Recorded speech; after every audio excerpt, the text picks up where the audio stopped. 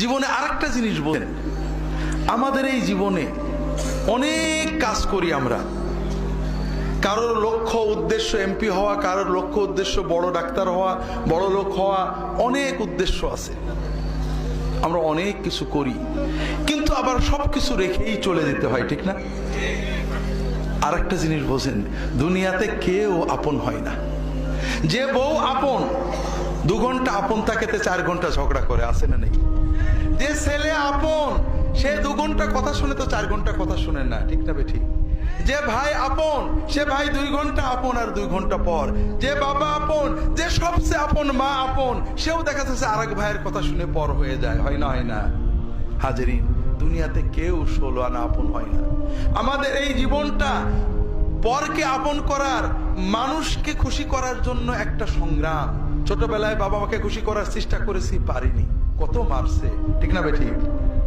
বড় হয়ে বান্ধবীদের বন্ধুদের খুশি করার চেষ্টা করছি, থাকেনি, ঠিক না বেঠিক? বিয়ে করে বউকে স্বামীকে খুশি করার চেষ্টা করেছি, 16 আনা কখনোই হয়নি, ঠিক না বেঠিক? কর্মক্ষেত্রে, জীবনে, সব জায়গায় আমরা 12 আনা ব্যর্থ, যদি 4 আনা সফল হইও, ঠিক না বেঠিক? একজনই আছেন যাকে আপন করলে তিনি কখনো পর হন না। তিনি কে? আল্লাহকে আপন করতে পারলে সব সময় আল্লাহকে সাথে পাবেন।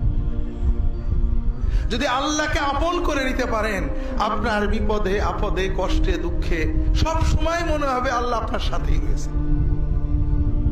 যে বেদনা কারোর কাছে বলা যায় না, বউয়ের কাছে বলা যায় না, মায়ের কাছে বলা যায় না, যে আনন্দে কাউকে শরীক করা যায় না, যদি আল্লাহকে আপন করতে পারেন, সেই আনন্দে আল্লাহকে শরীক করতে পারবেন, সেই বেদনার কথা আল্লাহর কাছে বলে বুকটাকে হালকা করতে পারবেন।